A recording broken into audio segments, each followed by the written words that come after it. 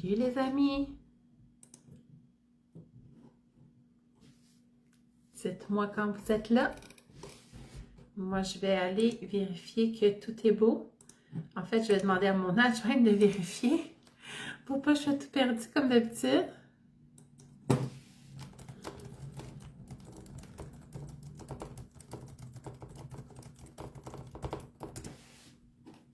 Donc, allons voir si tout est bien parti. Vous me le dites quand vous êtes là.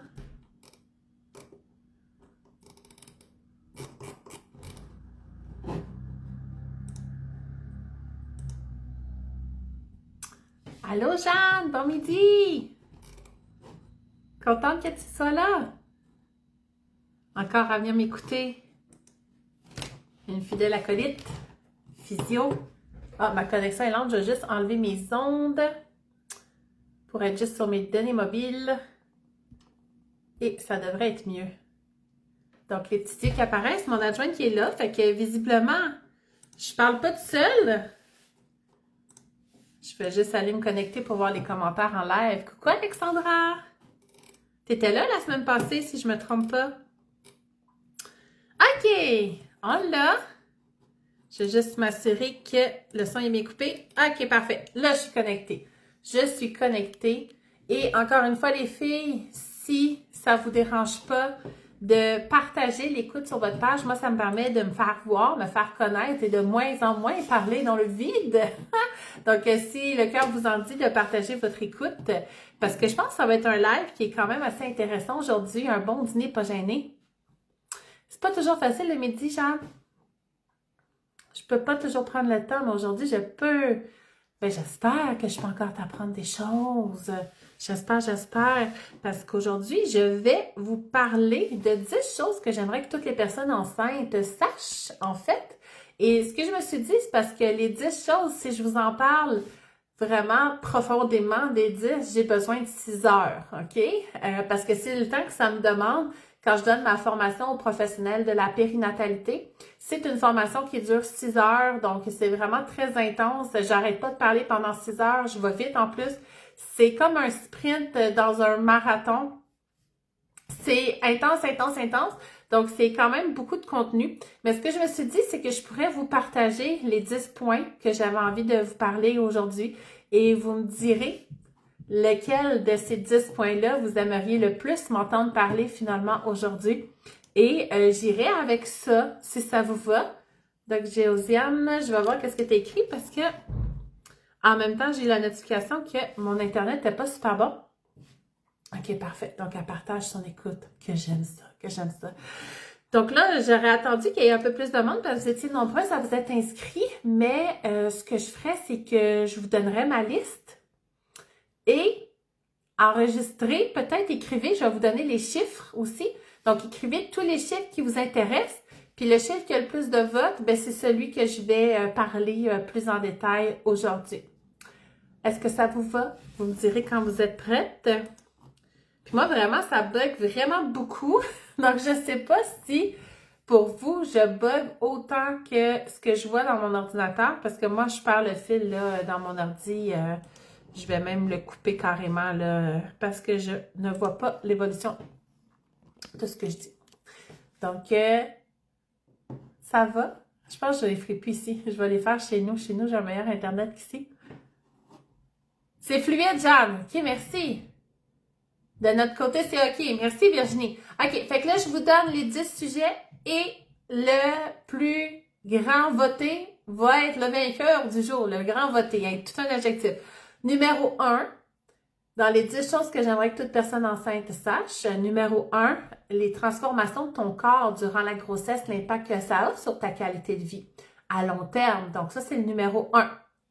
Numéro 2, connaître un peu plus la gymnastique de la naissance. Donc, connaître un peu plus ce qui se passe pour bébé, mais aussi ce qui se passe pour toi. Parce que c'est important de connaître une naissance physiologique, c'est quoi exactement, pour se redonner du pouvoir, évidemment, mais aussi comprendre mieux le mécanisme et prévenir beaucoup de blessures. Numéro 3, pour les filles qui sont en train d'arriver, vous devez voter. Ça, c'est les 10 choses que je souhaite que chaque personne qui vit des grossesses sache. Et pour en parler en détail, on en choisira aujourd'hui. Numéro 3, c'est quoi les effets des interventions de naissance ou même de grossesse sur notre santé pelvienne? Donc, qu'est-ce qu'une épidurale peut faire? Qu'est-ce qu'une épisiotomie peut faire? Qu'est-ce que les forceps peuvent faire? Alouette, alouette. Donc, ça, c'est le numéro 3. Numéro 4, c'est quoi les soins postnataux à avoir pour notre santé et qui vont faire un effet justement sur notre qualité de vie à long terme? Numéro 5, c'est quoi les blessures irréversibles de notre plancher pelvien? Donc, il y a des choses qu'on peut soigner, il y a des choses qu'on ne pourra pas soigner. Donc, ça, j'aurais aimé ça là, que vous connaissiez tout ça. Numéro 6, connaître un peu l'histoire des naissances. Donc, comment ça a commencé, ça, cette histoire des naissances-là? Puis je suis pas une historienne, puis c'est pas moi la mieux placée, mais je connais assez de choses pour vous faire comprendre un peu le contexte actuel qu'on met nos enfants au monde ici au Québec actuellement. Et ça a vraiment une influence sur, premièrement, la prise de position qu'on aura, comment on va être préparé aussi, peut-être psychologiquement, et comment qu'on va le vivre comme événement. Donc ça fait partie des choses que je trouve très importantes à connaître, l'histoire des naissances. Aussi, connaître les cultures postnatales ailleurs dans le monde. Donc, ça, pour moi, ça a été extrêmement révélateur. Et en fait, de savoir les autres cultures dans le monde, j'aurais aimé ça le savoir avant, pour être honnête, parce que j'aurais été, beaucoup plus douce envers moi-même.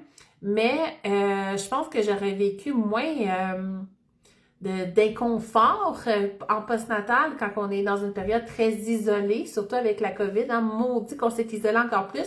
Donc, de connaître ces cultures-là, ça l'amène un peu de douceur, de normalisation, puis ça l'amène du beau. Donc ça, j'ai envie là aussi de vous en parler.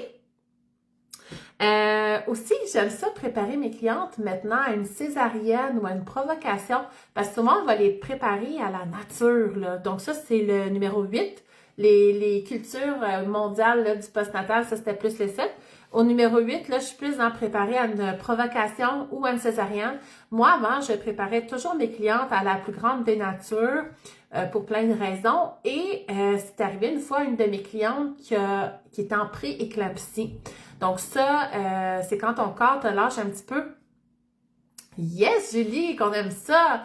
Donc, ça, la pré-éclampsie, c'est quand ton corps te lâche un petit peu. Et il faut que ça sorte maintenant, sinon j'explose. Et elle a dû être provoquée, mais elle était tellement pas prête à la provocation que ça a été un choc pour elle. Donc, maintenant, je prépare toujours mes clientes à une provocation ou à une césarienne. Donc, ça aussi, j'aurais aimé ça, là, si ça vous tente de vous en parler, hein, ça va être à vous de voter. En 9, j'ai écrit les reprises. Donc, c'est quoi une reprise de la sexualité? C'est quoi une reprise de sport? Une reprise... toutes nos reprises en postnatal, à quoi s'attendre selon la littérature scientifique avant de retrouver une espèce de se retrouver, en fait, de se reconnaître là-dedans. Merci Alexandra, c'est trop gentil. Puis là, les filles qui me connaissent pas puis qui arrivent, j'ai été super malade cette semaine, OK? Vraiment beaucoup. J'ai tellement fait de fièvre que je ne reconnaissais pas où j'étais et je reconnaissais pas ma famille, puis je reconnaissais pas les bruits. Je pensais que c'était un avion, mais c'était mon ventilateur. J'étais vraiment en délire. Donc là, c'est la première fois que je prends parole vraiment depuis ce virus-là. Je suis super stressée parce que je me sens pas aussi énergique et pétillante que d'habitude. Mais vous étiez tellement nombreuses à être inscrites à mon dîner pas gêné de cette semaine. Puis c'était tellement un sujet intéressant. Je me suis dit, let's go, Mel. Vas-y. Puis au pire, ce sera pas aujourd'hui, je me ferai des amis, mais je vais avoir quand même de l'information à vous transmettre.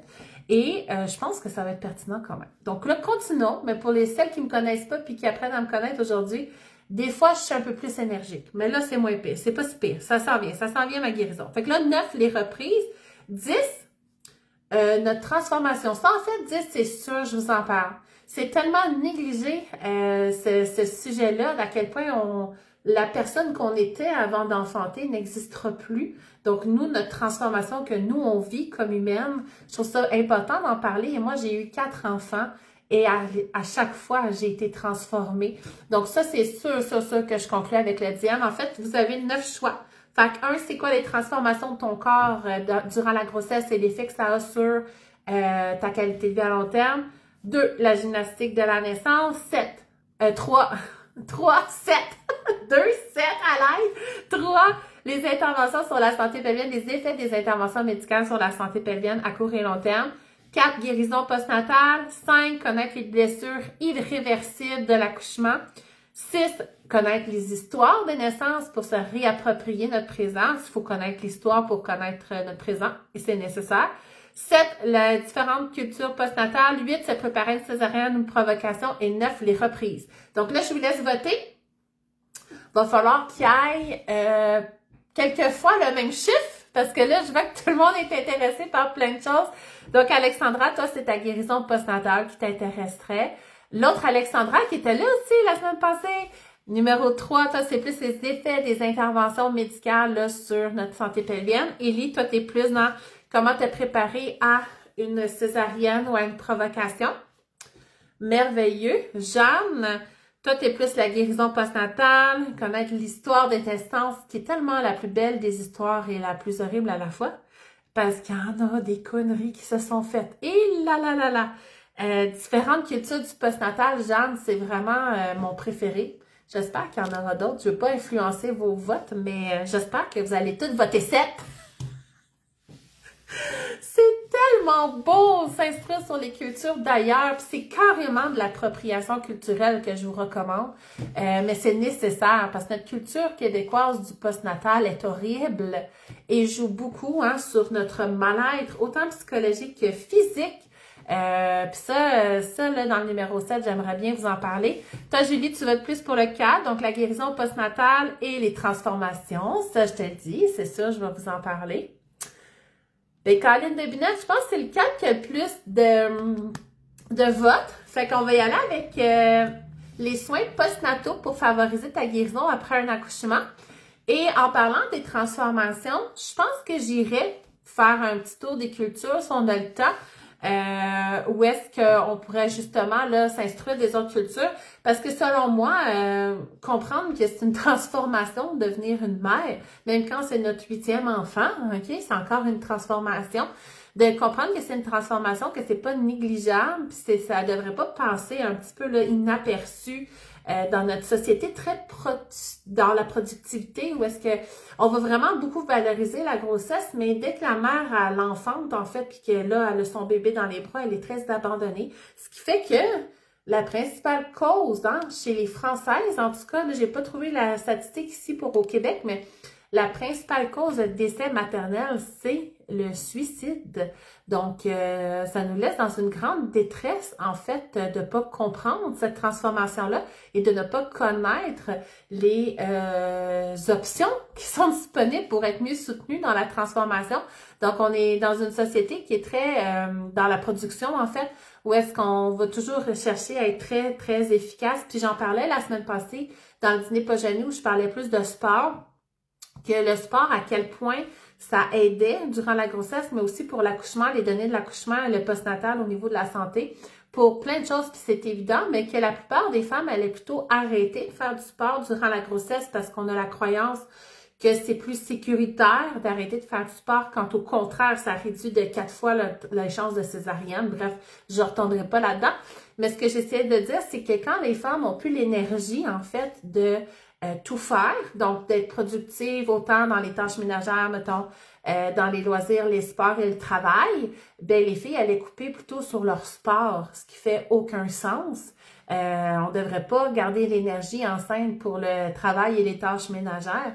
Faudrait pour notre santé et celle de bébé garder notre énergie pour le sport, puis arrêter le reste. Ça, c'est très culturel. Fait que c'est pour ça que je trouve ça intéressant d'aller voir qu'est-ce qui se passe dans les autres cultures pour essayer de voir qu'est-ce qu'on veut garder, qu'est-ce qui nous va, qu'est-ce qui nous va pas. Fait que je vais peut-être le faire pareil si ça vous tente, les filles, là, le petit numéro 7 que c'était. Fait que allons-y pour la guérison postnatale. Moi, j'ai des PowerPoint qui sont faites là, exactement pour ça. Fait que je vais juste aller le chercher, comme ça j'oublierai rien et je vais vous en parler dans mon cellulaire. J'avais pas ma bonne caméra pour vous prêter là, avoir en même temps le PowerPoint, fait qu'il va falloir que vous me fassiez confiance. Donc il y a pas mal de choses à penser pour bien guérir en postnatal. Il y a des choses qui vont faire la différence là, pour soigner ta blessure pelvienne, abdominale, utérine, donc même au niveau de ton bassin, ton dos. Donc, il y a plein de choses que tu peux faire qui vont avoir une grande influence, pas juste sur ta guérison sur le coup, mais aussi à long terme. Toi, tu vas-tu avoir les organes plus bas qu'une autre? Donc, ça, j'ai envie de t'en parler, OK? Je pense que c'est pas négligeable. Voilà. J'ai aussi un petit protocole post-césarienne que je pourrais vous donner. Ça, j'avais prévu vous le donner si on choisissait justement à se préparer à une césarienne, mais j'en ai pas trouvé des protocoles post-césarienne. Pourtant, quand on cherche des protocoles post-chirurgie de genoux, post-chirurgie de hanche, c'est tellement documenté puis rigide, puis il y a vraiment des étapes après 1 jour, après 2 jours, après 3 jours. Pour la césarienne, j'ai pas réussi à trouver ça. Donc, je me suis créé une espèce de protocole post-césarienne que je pourrais vous partager si ça vous parle. Puis, il y a des petites choses, par exemple, santé mentale, gaine abdominale. Souvent, c'est mitigé sur les réseaux sociaux. Ce qu'on voit comme information, j'aurais voulu vous donner celle la plus à jour scientifiquement. Si on a le temps, on parlera de portage aussi, si vous voulez, puis peut-être un peu d'allaitement. C'est sûr qu'il y a beaucoup de sujets que j'ai fait venir des expertes sur le sujet. Pour aller vraiment plus en détail dans mon podcast, le canal vaginal. Donc, dans le canal vaginal, j'ai fait venir des consultantes en lactation pour faire 4 épisodes tellement intéressants. Puis moi, ça fait 12 ans que j'allaite, OK? Parce que j'allaite 3 ans chaque enfant, puis j'ai des enfants en 3 ans. Donc, ça fait 12 ans, même bientôt 13 que j'allaite. Et j'ai énormément appris. Donc, si vous êtes intéressé au canal vaginal, d'aller écouter les épisodes sur l'allaitement. C'est vraiment des bons épisodes. C'est tous des bons épisodes, mais ceux-là sont bons aussi. Donc, en postnatal, ça c'est une petite phrase que j'ai mis dans mon livre et j'ai envie de te la lire telle quelle et tu me diras qu'est-ce que tu en penses. Donc, c'est sûr, ça vient avec un contexte. Hein? Mon livre, le prochain qui sort en le 22 janvier 2025 officiellement, c'est un livre qui veut redonner de l'importance aux transformations que la femme vit durant la grossesse, l'accouchement et le postnatal. Donc, c'est pour redonner de l'importance à notre vécu, à nous. Donc, on parle souvent du bébé hein, qui passe de graines de pavot à grainerie, tranquillement pas vite, qui grandit. On parle pas souvent de qu'est-ce que ça fait un ventre qui grandit sur notre équilibre, sur notre dos, sur nos jambes, la force dans nos bras. Donc, mon livre, c'est vraiment là-dessus. Puis, au bout du compte, de réaliser ça, ça nous donne vraiment beaucoup de pouvoir parce qu'on se redonne de l'importance. Et en se redonnant de l'importance, on se redonne aussi de la confiance. Donc, c'est vraiment l'objectif de mon livre. Et ici, ce que j'écris, c'est que après l'accouchement, notre corps vient de traverser vraiment une épreuve qu'on peut qualifier de traumatisante parce qu'il y a un traumatisme physique vraiment au niveau des muscles, des ligaments, des nerfs. Donc, pendant 9 mois, ton corps il s'est étiré au rythme de bébé qui grandissait. Mais une fois qu'il est expulsé de l'utérus, il n'y a plus grand-chose qui est à la place dans le corps. Puis c'est vraiment tout à fait normal, c'est naturel. Le contraire serait absolument impossible. Puis ça, on le voit beaucoup. Hein? Moi, j'étais en forme, je faisais ci, je faisais ça. J'ai pas besoin de me reposer autant en postnatal. C'est tellement une croyance qui est dangereuse. Puis elle est très véhiculée sur les réseaux sociaux par des gens là, qui ont beaucoup d'influence. Où est-ce qu'on va les voir sauter et courir 2 semaines après l'accouchement. Et pour plein de raisons, ça peut venir, blessé dans la tête avec les attentes justement de production. Je veux produire, je veux être une mère productive. Ça va venir jouer dans les attentes. La réalité, c'est quoi? La lenteur, en fait, qu'un nouveau-né nous apporte et qui est nécessaire, à notre guérison, mais aussi à accueillir ce nouvel humain-là. Mais ça peut venir jouer carrément sur notre santé physique aussi. Donc, peu importe ton niveau de forme, il y a un traumatisme qui est vécu lors de la grossesse en tant que telle et de l'accouchement, autant par césarienne que par voie vaginale. Et faut le considérer. Fait que je sais pas, les filles, quand vous m'entendez dire ça, si c'était si clair pour vous, ou est-ce qu'il y en a qui avaient cette croyance-là un peu qui est comme transmise, je trouve, culturellement, que certaines personnes qui allaient guérir plus vite. Donc, j'aimerais ça savoir, là, où est-ce que vous vous situez, vous, par rapport à ça. Et c'est ça, fait qu'on doit guérir. Fait que j'attends de voir un peu, puis je vais continuer là en vous parlant Est-ce que vous aviez cette impression-là? En fait, il y a des filles qui guérissent plus vite,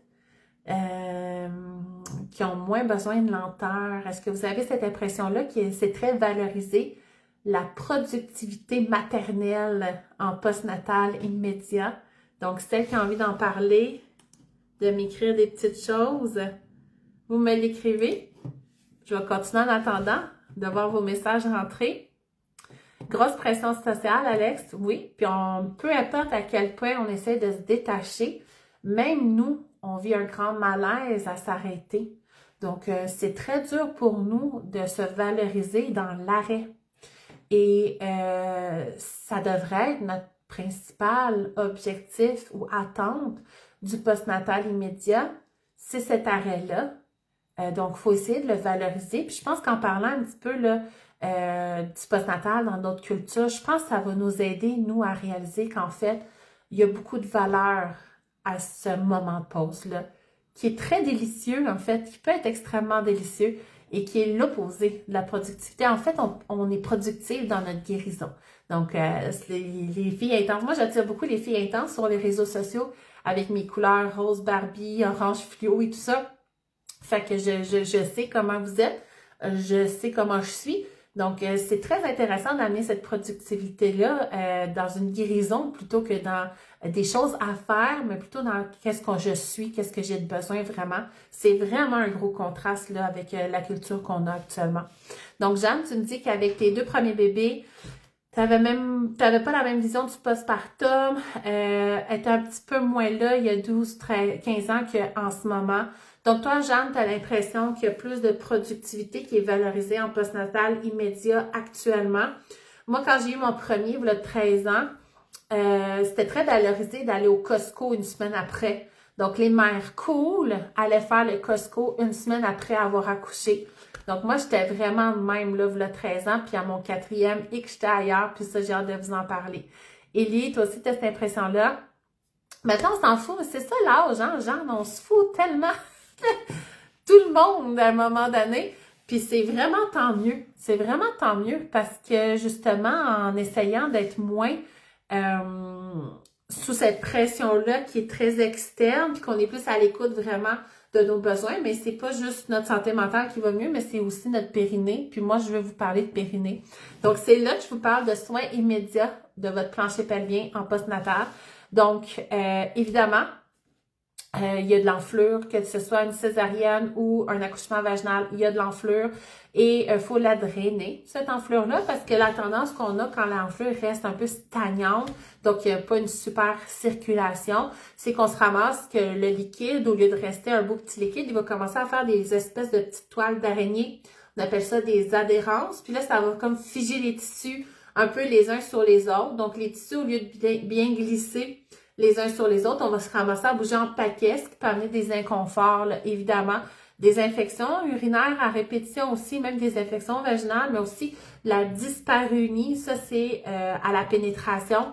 Avec le mouvement, là, vu que les tissus glissent pas bien, mais il y a comme une espèce d'inflammation qui se crée. Donc ça peut être causé par une enflure qui n'a pas bien drainé, en fait. Et l'enflure, pour bien la drainer, mais on peut carrément utiliser la gravité. Donc, d'être couché avec les fesses surélevées par des petits oreillers, par exemple. Donc là, on se ramasse avec les fesses plus hautes que le cœur. Ça va aider à drainer l'enflure qui s'est localisée dans notre bassin suite à l'accouchement, autant par césarienne que par voie vaginale. Donc ça peut vraiment là, venir aider à drainer. On peut faire des compressions aussi. Donc des compressions, c'est, moi ce que j'utilisais, c'était les pads sickle, là, donc les pads menstruels qu'on vient mouiller dans l'eau, qu'on vient congeler. Donc, moi, je faisais plein de pads sickle. Je mettais même de l'aloès. Personnellement, tu peux mettre plein de sortes d'herbes, là, t'instruire là-dessus puis choisir celle que tu as besoin. Je dirais pas les autres que moi, j'utilisais parce que c'était des recommandations pour moi que j'avais eu d'une herboriste, mais tu peux vraiment là, mettre plein de choses dans ton pad sickle pour aider ta guérison. Puis dans des cultures, justement, comme par exemple au Mexique, puis là, je veux pas faire celle qui connaît ça parce que on s'entend, j'ai pas ça. C'est une sage-femme qui a travaillé partout dans le monde qui me transmet l'information de ce qu'elle a vécu dans différentes cultures, puis c'est un peu ce que j'essaie de vous partager, mais je l'ai pas vécu personnellement, puis j'ai pas été près de personnes qui me l'ont expliqué clairement, mais en gros, eux, ils vont faire des bains de plantes justement pour aider la guérison de l'utérus, de la vulve, du périnée, du ventre. Donc, c'est très intéressant là d'aller s'instruire sur le sujet. Fait que les pattes sécoles, moi, j'aimais bien m'asseoir carrément dessus. Donc, tu sais, on a des segments post-natal. Fait que moi, je venais vraiment m'asseoir dessus, ce qui faisait une compression sur la vulve, un peu comme une cheville qu'on vient de fouler. Il y a une enflure qui se fait. On peut faire des bandages compressifs pour aider l'enflure à se drainer. Donc, on peut faire la même chose avec la vulve en se mettant assise, en fait, sur ce pad sécole-là. Ou tu peux faire un petit rouleau aussi avec une serviette, puis la mettre sur la chaise, puis venir asseoir la vulve dessus. Puis là, tu essaies d'être confortable. Là. Tu ne fais pas des pressions inconfortables et tu te détends autour de tout ça. Donc ça peut vraiment aider là, à drainer l'enflure, éviter justement la dyspareunie, l'apparition d'adhérence, puis la rigidité qui peut amener des infections à répétition aussi. Bon, c'est sûr, là, je n'irai pas là-dedans en précision, mais moi, mes clients, je vais leur demander de faire des soins internes. Donc, vraiment avec leurs doigts, de venir explorer, faire des massages internes pour aider aussi la guérison, là, la guider. On fait ça, les soins internes, plus quand on a les points, si on a eu des points qui sont guéris. Donc, on va attendre là, vraiment que les gaz soient partis avant de commencer ça. Mais déjà, on peut venir explorer là, de l'extérieur avec les pattes sécoles ou le petit rouleau de serviette, évidemment. Donc, la glace, moi, j'ai jamais eu de déchirure. Donc, j'ai toujours pu mettre de la glace très mouillée sans aucun problème parce que j'avais pas de plaie. Si tu as une plaie, tu pourrais peut-être plus utiliser des petits pois congelés que tu mets un petit essuie-tout par-dessus. Donc, ça va aspirer quand même tes segments et tu n'auras pas toute l'eau là qui va venir dans ta plaie que tu dois garder au sec le plus possible. C'est pas facile au niveau pelvien, mais c'est la recommandation. Dans les choses qui sont importantes à faire en postnatal immédiat, et ça même si tu as eu une déchirure, une épisiotomie, ça c'est quand ils viennent te couper là, au niveau de la peau périnéale, c'est de moins en moins fait. Il n'y a pas grand avantage à cette intervention-là. Là, je ne vais pas rentrer dans les détails, mais ça peut arriver encore. Donc, j'en ai encore vu là, dans les dernières années. Peu importe comment tu as mis au monde ton enfant puis les dégâts qu'il y a eu, le jour même, venir recommencer à venir faire des contractions pelviennes. Donc, venir doucement retenir gaz et urine sans aucune douleur. Donc, tu n'es pas obligé de contracter fort au point de casser le doigt de quelqu'un dans ton vagin. Tu veux venir le chercher des petites contractions douces et confortables. Et ça vient stimuler le retour de tes nerfs et de tes muscles. Et ce qu'on a réalisé dans les études récentes, c'est que les filles qui faisaient ça dès jour 1 étaient vraiment mieux un an plus tard que celles qui ont attendu peut-être 6 semaines avant de recommencer à activer la musculature pelvienne. Donc, ça joue, ça a vraiment un grand impact de venir stimuler le jour même. Donc, moi, ce que j'avais tendance à faire, c'était de faire comme si je suivais le rythme d'une chanson avec mon vagin. Donc, je faisais des petites contractions douces. Tu sais, tu peux peut-être le faire avec moi, avec le vagin et l'anus en douceur. Et sans douleur, je faisais une espèce de pompage. Et ce pompage-là aussi va aider à drainer l'enflure et ça va aider tes nerfs à revenir. Et dans les façons de contracter qui peut encore plus aider tes nerfs à revenir, c'est de faire le verrouillage. Donc ça, le verrouillage, c'est l'action de venir contracter, encore une fois, le plancher pelvien, mais aussi le transverse abdominal, celles qui le connaissent. Là, évidemment, c'est un synergiste du plancher pelvien, c'est le plus profond de nos abdos. Et c'est le muscle, en fait, qui est nécessaire à contracter pour avoir une bonne santé pelvienne. C'est impossible d'avoir de bonnes contractions pelviennes si le transverse ne contracte pas. Et c'est une synergie entre l'abdomen et le plancher pelvien qui se perd pendant la grossesse. Donc, il faut venir la stimuler enceinte, de 1. Donc ça, mes clientes qui font les préparations à l'accouchement avec moi, on la stimule énormément, cette synergie-là, qui a un grand impact sur les descentes d'organes, le confort dans le dos, la légèreté de tes bras, de tes jambes, ton équilibre. Bref, tellement de choses importantes. Donc ça, tu peux le travailler enceinte. Mais en postnatal, il faut que tu le ramènes.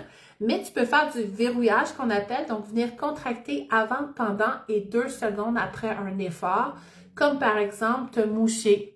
Donc ça, c'est quelque chose que j'ai beaucoup pratiqué cette semaine, me moucher. Donc venir contracter, me moucher, je suis restée contractée pendant que je me mouchais, puis après avoir mouché, je garde la contraction 1, 2, et après je relâche avant d'éternuer. Donc, de venir en verrouille. On verrouille la porte pelvienne, donc je viens contracter, j'éternue, je garde la contraction le temps que j'éternue, puis après avoir éternué, je garde ma contraction encore 2 secondes. On ne veut pas être toujours contracté. Le plancher pelvien, c'est quand même des muscles qui sont contractés tout le temps à bas bruit parce que c'est des muscles qui nous tiennent debout. Les planchers pelviens, c'est la musculature qui nous permet de nous verticaliser. Fait que dès qu'on est contre gravité, assise ou debout, notre plancher pelvien est activé, mais à bas bruit. Fait qu'on veut pas qu'il soit contracté au maximum tout le temps. Ce serait irritant. Il n'est pas fait pour ça. Mais dans des moments plus puissants, comme l'éternuement, par exemple, c'est de venir chercher une puissance aussi pelvienne qui est équivalente à notre éternuement, par exemple, ou je veux prendre bébé. Donc, je verrouille, je prends bébé, je le mets sur la table allongée, je tiens un 2, puis je relâche. Donc, c'est ça le verrouillage. Et ça stimule notre coordination. Donc, on serait toujours censé, en fait, avant même de prendre notre étui à cellulaire ou notre souris d'ordinateur, le premier muscle qui devrait toujours contracter dans notre corps, c'est notre abdo-pelvien, c'est notre transverse, c'est notre plancher pelvien. Donc, on vient stabiliser notre tronc avant de prendre des mouvements, faire de l'expansion. Donc, ça, c'est la coordination optimale pour notre santé, notre confort, notre mécanique. Donc, de retrouver ce verrouillage-là, ça peut vraiment venir faire une différence là, si tu y penses là, volontairement, enceinte et en postnatal. Donc, ça, il y a beaucoup... Puis là, je ne sais pas si je l'ai écrit dans ma présentation ici. J'aurais aimé ça que oui. Bref, je vais y aller de mémoire, mais c'est quelque chose comme juste 60% des filles qu'après 2 mois après l'accouchement, qui ont leurs nerfs sont guéris. Donc, nous, les physios, on va tester les nerfs, évidemment, mais on va recommander plus d'attendre, mettons, 3 mois avant de recommencer les choses plus intenses, comme le stop and go, tu sais, comme, mettons, aller jouer au frisbee, tennis, course, saut, tout ça, parce que les nerfs sont pas tout à fait guéris. Donc, c'est pas volontaire, là, je veux dire, c'est la nature, puis les nerfs guérissent lentement. Puis ce qui arrive quand tu fais des choses avec des nerfs qui sont pas super rapides parce que les chemins sont pas tous refaits, c'est que tu te ramasses à avoir d'autres stratégies de mouvement qui peuvent être plus irritantes ou un peu moins de protection. Puis un des signes que tu es en train de t'irriter ou que tu n'es pas en protection, ben avoir mal au dos. Donc ça peut être un signe. Puis là, attention, parce qu'il y a des personnes qui ont mal au dos depuis tellement longtemps, depuis plus de 3 mois, par exemple, là, ça c'est longtemps, 3 mois, imaginez-vous donc, que c'est comme imprégné neurologiquement la douleur. Et là, pour se sortir de nos douleurs au dos qui datent, il y a des choses à faire, il faut se confronter à la douleur. Donc ça, c'est un autre sujet, mais c'est important de comprendre. C'est pas parce que tu as mal au dos, ça dépend d'où tu pars. Mais si toi, tu allais bien, mettons, puis là, tu fais une activité, puis à force de le faire, oh, ça commence à être inconfortable, c'est peut-être un signe qu'il faut que tu t'ajustes. Est-ce que tu dois ajuster ta technique? Est-ce que tu dois réduire l'intensité? Est-ce que tu dois simplement prendre une pause pour reprendre après? Donc, c'est d'être un petit peu à l'écoute. Puis c'est aussi de ne pas avoir de symptômes pelviens. Donc oui, les douleurs posturales, c'est des symptômes pelviens. Les douleurs posturales, c'est justement mal au dos après une période debout ou mal entre les omoplates après une période assise. Mais c'est aussi tout ce qui est lourdeur, perte urinaire. Donc ça, c'est tous des signes qu'en fait qu'on est en surcharge. Fait qu'il faut être à l'écoute de tout ça. On n'aura pas les mêmes réflexes de protection. Donc on ne pourra pas protéger autant notre équilibre avant que les nerfs soient tout revenus. Donc, par contre, il faut recommencer le sport assez vite en postnatal, mais on va choisir des sports là, comme le yoga, par exemple. Ça peut être la natation, parce que la natation, ça peut être assez confrontant. Ça peut être la marche, ça peut être du spinning, ça peut être plein de choses. Tant que ça nous fait du bien au bout du compte, si ça nous fait du bien puis qu'on se sent bien dans notre corps et dans notre tête, bien, Caroline, que c'est le bon sport. Donc, ben ça, idéalement, Alexandra, on essaie de ne pas avoir de perte. Là, je ne sais pas si tu parles de perte urinaire ou de perte plus vaginale. Parce qu'effectivement, au niveau hormonal, on a plus de lubrification, là, pas de lubrification, mais de perte vaginale là, pendant la fin de grossesse. Ça fait partie un peu de, on est en train de faire une glissade pour que le bébé glisse vers notre monde. Perte vaginale, OK. Parce que perte urinaire, c'est jamais normal. Donc, même enceinte, on ne devrait pas en avoir des pertes urinaires. C'est très banalisé ici au Québec, les pertes urinaires, mais ça en dit long, en fait, sur comment ton corps supporte la transformation de la grossesse. Puis, généralement, plus tu vas bien dans la grossesse, plus ça favorise là, ta guérison aussi. Donc, ça, perte urinaire, tu sais, on va mettre ça de côté. Mais c'est quand même un bon signe enceinte si tu as ça là, de traiter avant d'accoucher. Parce qu'en fait, c'est que ton plancher pelvien il est déjà en surcharge. Donc là, il n'arrive pas à tenir la continence parce que le plancher pelvien, il ne sert pas juste à tenir la continence. Hein. Comme j'expliquais tantôt, il sert à nous mettre debout, à nous tenir contre gravité. Il sert à centraliser les mouvements, donc marcher sur un centre et non marcher de droite à gauche comme un petit pingouin comme en fin de grossesse. Ça, c'est un symptôme pelvien aussi. Donc, il sert à beaucoup de choses, notre plancher pelvien. Et quand il est rendu au stade qu'il ne peut plus tenir la continence, c'est qu'il est surmené. Et ça peut venir avec des tensions.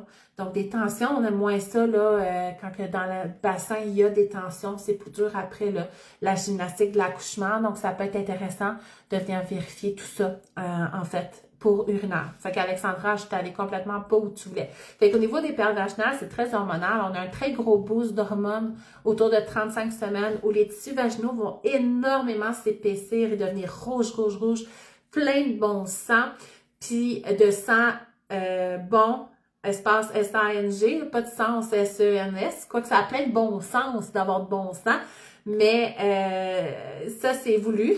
Donc plus nos tissus sont épais, engorgés, vigoureux, plus ils vont être en mesure justement là, de s'allonger. Et les muscles pelviens s'allongent de 3,6 fois quand on est en train de mettre au monde un enfant. Qu'un muscle dans le corps normal, habituellement, un muscle, mettons mon mollet, si je l'étire de 1,5 fois, il arrache. Puis là, au niveau pelvien, on étire de 3,6 fois. Ce qui est immense, c'est grâce à nos sécrétions.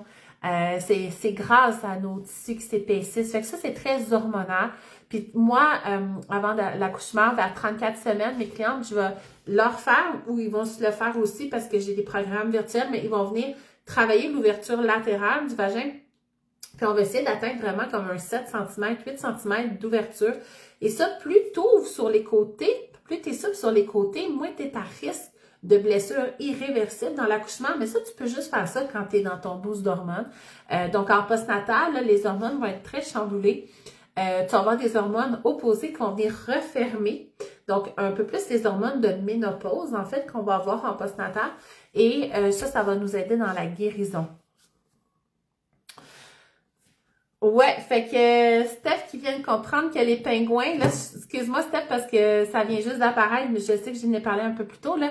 Donc, oui, les femmes enceintes, là, les personnes enceintes qui marchent comme des petits pingouins, c'est que leur plancher pelvien, leur transverse, centralisent plus leur poids. Puis ça, c'est une fonction musculaire, là, qui, tu sais, vous me voyez faire comme ça ici. C'est vraiment une fonction musculaire qui vient chercher, là, un soutien central.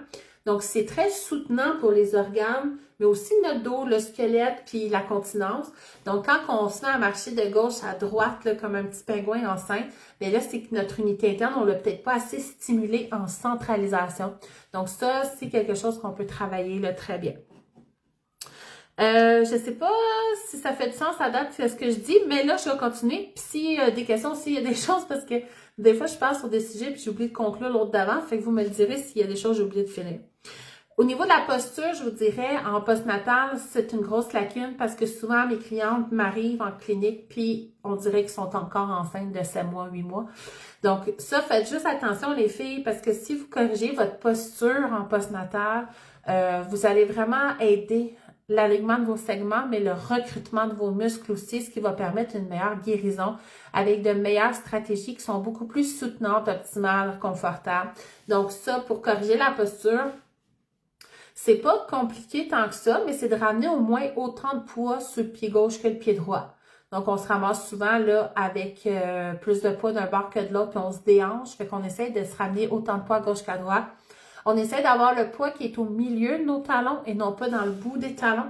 Donc, on veut ramener ça au milieu des talons. On veut essayer de détendre les fesses Et on va avoir notre sternum par-dessus notre pubis. Donc, on ne veut pas avoir le sternum, tu sais, comme les hanches par en avant, puis le tronc en arrière. Donc, on veut ramener notre tronc par-dessus notre bassin, détendre les fesses. Et là, déjà, ça, c'est bien. Tu sais, je veux dire, il y a beaucoup de choses qu'on peut faire pour corriger une posture. Là, je n'irai pas dans les détails de torsion, tout ça. Ça, c'est quelque chose que je vais faire plus avec mes clientes quand que je les observe personnellement. Là, tu sais, là, on n'est pas sur Zoom en ce moment. Mais voilà, fait que ça, c'est une façon de corriger la posture qui déjà ferait un minimum de travail qui ferait une différence. Donc, correction posturale. Au niveau des cicatrices, il y a aussi un travail à faire. Donc, souvent, notre médecin va nous dire, OK, la cicatrice est belle ou pas. En termes de guérison, mais la cicatrice qui arrive, c'est qu'elle va faire aussi beaucoup d'adhérence, donc toile d'araignée. Et on va faire des toiles d'araignée qui touchent plusieurs couches de tissu, ce qui peut faire que ça bouge moins bien notre peau. Puis l'affaire avec notre peau, c'est qu'on a juste une peau. Tu sais, ma peau de fond, je veux dire, elle est attachée après ma peau de pied. Là, c'est une structure, ma peau. Donc, si moindrement j'ai une césarienne ou une déchirure périnéale, puis là, il y a eu des points, ben, on se ramasse avec une peau qui glisse moins bien à cet endroit-là. Ça peut avoir des répercussions sur notre posture, là, de la tête aux pieds, sur notre confort, même à distance. Donc ça vaut la peine de venir vraiment travailler la cicatrice. Je ne sais pas si je vais dans les détails. Est-ce que vous vouliez savoir comment travailler la cicatrice? Si oui, je vais vous en parler. Sinon, je vous en parlerai pas parce que je veux dire, j'en ai pour 10 minutes, je sais que ça. Fait que vous me direz, les filles, si vous êtes intéressées à avoir quelques techniques de cicatrice, ça va me faire plaisir. Donc, je vais attendre que vous répondiez à ça. Pendant ça, là, je vais continuer et j'y reviendrai là, si jamais vous voulez qu'on en parle. Donc, relâchement pelvien, ça, selon moi, c'est très important à faire là, en interne une fois qu'on s'en prête. Puis, on a les segments. Segments que peuvent durer 2 semaines à 6 semaines postnatales. C'est tout à fait normal. Puis ça, les segments, généralement, moi, ils ont toujours... Non, c'est bon de savoir comment on doit le travailler si ça arrive. OK, Alexandra, je ferai un petit cours là-dessus. Les douleurs de tranchée. Je ne sais pas s'il y en a ici qui ont expérimenté ça. Les douleurs de tranchée, c'est des contractions comme si la naissance était imminente, mais tu as ton bébé d'un bras puis tu es en train de l'allaiter. Donc moi, j'ai vécu ça. À chaque tétée en postnatal immédiat, mon utérus contractait tellement fort que je me sentais en train d'expulser un bébé, mais c'était comme pas toute la préparation avant. Fait que c'était vraiment, pour moi, là, source de grand stress puis de grande douleur aussi. Et je l'ai vécu un peu à bébé 1, extrêmement à bébé 2. Et tu as eu ça, toi, Jeanne? Ouais, ça augmente à chaque bébé, mais ce que j'ai appris à bébé 3, c'est qu'en fait, pendant plusieurs mois, mon utérus a pris toute la place et j'avais ma petite vessie coincée en dessous de tout ça qui essayait de prendre sa place elle aussi, mais elle pouvait pas gagner la guerre contre un humain dans notre ventre. Donc, et là, l'utérus était vide puis essayait de reprendre la place. Et en allaitant, en fait, il allait avoir une espèce de guerre entre la vessie et l'utérus.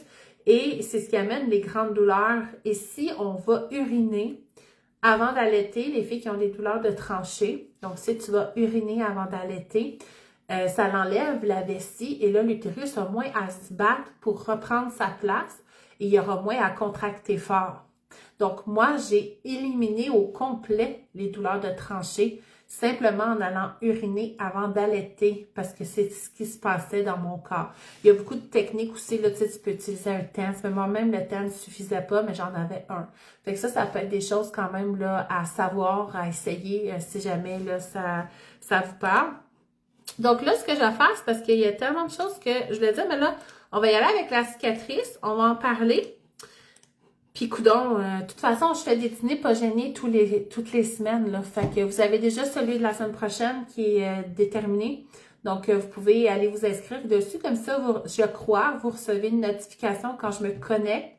Je ne sais pas si ici, dans les filles qui sont présentes en ce moment, c'est des filles qui étaient déjà inscrites au live d'aujourd'hui, puis qui ont reçu la notification quand je me suis connectée. Moi, c'est ma théorie, là. L'intérêt de s'inscrire, c'est ça.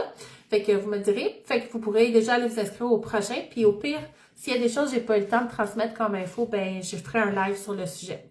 Fait qu'on va aller au niveau de la cicatrice. Fait que là, c'est sûr que la cicatrice, on va attendre que les points soient partis et les gales aussi. Donc, au niveau périnéal, moi, généralement, j'essaie de voir mes clientes assez rapidement. Je sais qu'il y a des physios qui attendent 6 semaines. Moi, je vais vraiment essayer de voir avant ça. Parce qu'il y a beaucoup de choses qu'on peut faire dans les 6 premières semaines qui ont une influence à long terme. Et aussi, nos organes en postnatal sont au plus bas ici chez les Québécoises, 3 mois post-accouchement. Parce que, justement, on ne sait pas comment se soigner en postnatal, on ne sait pas comment s'arrêter, on ne sait pas comment faire attention. Donc, ça fait que nos organes descendent. On a accouché, on ne se blesse plus, là, mais nos organes descendent jusqu'à 3 mois postnatal. Puis après ça, ils recommencent à monter. Fait qu'il y a vraiment quelque chose de gros là, en postnatal qui est nécessaire pour aider à éviter ça, évidemment. Donc, au niveau de la cicatrice, à moins que tu as eu des infections ou que le personnel médical qui te suit t'a dit non ou quoi que ce soit, tu sais, t'écoutes ça parce que là, je donne des informations générales, il faut que tu l'adaptes à toi. Mais généralement, on attend qu'il n'y ait plus les points ni les gars. Puis on va venir, pour commencer, je vais imaginer que ma clavicule, c'est ma cicatrice. Donc, je viens faire pression sur ma cicatrice. Donc, une bonne pression quand même. Puis je vais venir faire des petits ronds d'un côté, je vais faire des petits ronds de l'autre côté. Donc, en fait, ce que je veux, c'est m'assurer, regardez ma peau, comment elle glisse bien sur ma clavicule. Fait que on veut que la peau glisse bien sur les structures en dessous. Et là, ça, je vais venir faire ça, là, ces petits ronds-là, d'un bord à l'autre de ma cicatrice. Après ça, je peux venir avec mes 2 doigts appuyer sur ma cicatrice. Puis là, il y a un doigt qui va aller par en haut, tandis que l'autre va par en bas. Fait que ça, moi, j'appelle ça faire Michael Jackson. Je trouve vraiment qu'on a de l'air de faire le moonwalk. Fait qu'on peut venir faire ça vraiment d'un bord à l'autre de la cicatrice, de haut en bas. Puis après ça, on peut venir le faire de droite à gauche. Mon Dieu, ça fait bien du bien faire ça à notre clavicule. Fait que de droite à gauche sur la cicatrice. Et finalement, on va essayer de venir pincer notre peau et la soulever. Donc, on veut être en mesure de... Souvent, avec une cicatrice, quand on pince la peau, ça fait plus un creux, une vallée. On veut réussir à lever des petites collines de peau. Donc, on va venir pincer d'un bord à l'autre. Fait que ça, c'est des belles techniques. Moi, c'est sûr qu'après une césarienne, par exemple, je vais aller par voie interne, travailler l'utérus en même temps que j'ai ma main sur la cicatrice. Puis là, on va venir faire vraiment de la place de l'interne à l'externe. Puis, pour tout ce qui est adhérence vaginale aussi à cause de l'inflammation, là, je vais venir vraiment travailler par rapport aux hanches, au bassin en interne. Donc ça, je viens de vous donner l'info pour vous débrouiller quand même bien toute seule. Là. Je ne sais pas si ça fait du sens pour vous. Et là, il est rendu quelle heure? Il est rendu quelle heure? Je pense qu'il va falloir que je vous fasse un live juste sur les cultures. Là, Jeanne, là, mettons là, parce que c'est toi qui voulais les cultures postnatales. Caro! Ben oui, mais c'est grâce à Caro. Caro, je l'aime tellement. C'est une doula très activiste, on va dire ça comme ça, sur les réseaux sociaux qui, justement, va essayer de rendre les césariennes beaucoup plus humaines pour plein de raisons, parce que c'est nécessaire, de un, puis ça a une grande influence, entre autres, sur la confiance, hein, comme personne, l'expérience, mais aussi le lien avec le bébé, comment la césarienne se passe. Donc, Caro fait beaucoup de promotion d'enseignement sur le sujet. Donc oui, les césariennes. Fait que là, sur les cultures différentes, je pense que c'est ça qu'on va faire parce que c'est tellement fascinant, tu sais, juste parler des cultures. Puis là, je suis désolée, je pensais vraiment que parler des soins postnataux me prendrait 20 minutes. Puis ça vient de me prendre 1 heure. Je suis comme surpris, je viens de regarder l'heure. Et parler des cultures, je suspectais que ça me prendrait plus de temps que de parler des soins postnataux. Fait que je me dis que c'est sûr qu'en 1 heure, on va avoir à peine de temps. Donc, voilà, je pense, je vais m'arrêter là pour aujourd'hui avec les soins postnataux. J'aimerais ça que vous me disiez, est-ce qu'il y a des choses que vous saviez déjà? Est-ce qu'il y a des choses que vous avez appris aujourd'hui? Est-ce qu'il y a des choses que vous croyez que maintenant qu'on s'est parlé là, dans le live d'aujourd'hui, vous allez peut-être faire différemment ou réfléchir autrement ou partagez-moi parce que moi je fais un peu ça pour justement instruire mais aussi avoir du feedback. Donc nourrissez-moi de votre feedback, ça va me faire vraiment plaisir et gênez-vous pas de transmettre l'information. Donc les choses qui vous ont marqué aujourd'hui, transmettez-la. parce qu'en fait, plus on va être au courant de cette lenteur-là nécessaire à la guérison, plus qu'on va être nombreuses à bien aller dans le temps, parce que vraiment, ça a un très grand impact sur, comme on parlait tantôt, les descentes d'organes, mais ça a des grands impacts sur notre confort à long terme. Donc moi, est-ce que je veux toujours avoir mal au dos quand je suis debout en train de marcher? Est-ce que je veux toujours avoir un point entre les omoplates quand je m'en vais au resto avec mes amis? Est-ce que je vais me sentir aussi limitée ou pas confiante dans mon corps quand je fais mon sport, où je vais pouvoir retrouver un certain niveau de performance qui me parle, qui me représente? Donc, c'est toutes des choses là qui viennent en fait là, qui vont beaucoup jouer sur la façon qu'on a pris notre postnatal. Donc, douceur, lenteur, c'est gros, créer un humain, c'est immense, puis il y en a même qui en créent deux à la fois. Il y a du monde de même sur Terre qui font pas les choses à moitié. Donc, c'est gros, créer des humains.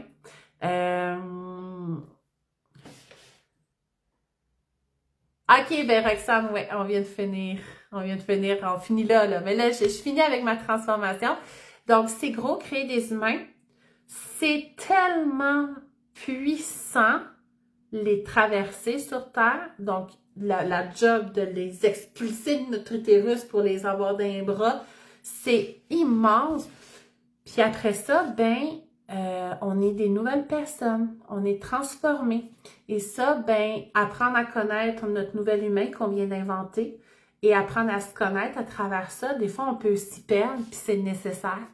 Et ça prend un entourage qui va pallier à ce qu'on n'a pas l'énergie de faire parce qu'on a toute notre énergie qui est mise sur cette nouveauté-là qu'on doit découvrir.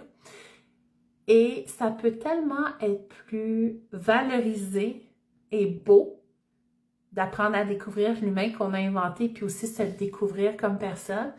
Et ayez pas peur, les filles, puis là, les vieilles mères, là, tu sais, comme là, il y a Jeanne ici, je sais que Caro, t'as plein de bébés, toi, avec. Soyez honnêtes. Effectivement, moi, j'ai toujours senti que je me perdais un peu en postnatal et ça pouvait durer, moi, personnellement, jusqu'à 2 ans où j'étais pas nécessairement, je me reconnaissais pas nécessairement.